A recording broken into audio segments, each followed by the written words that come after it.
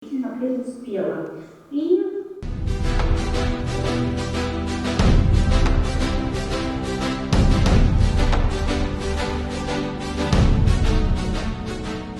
В свете стремительного развития цифровых технологий и мировых тенденций, трансформация государственных органов с использованием цифровых решений неизбежна. Естественно, цифровизация также затронула и судебную власть.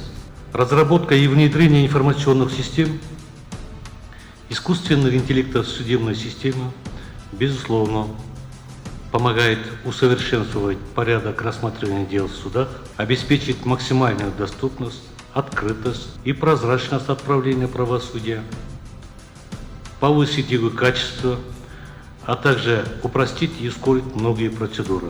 Поэтому выбранная организаторами тематика сегодняшней конференции весьма актуальна и вызывает большой интерес, так как отражает современные реалии. В этой связи с интересом ожидаю доклады и презентации уважаемых спикеров об опыте зарубежных стран в вопросах внедрения и использования искусственного интеллекта в судах.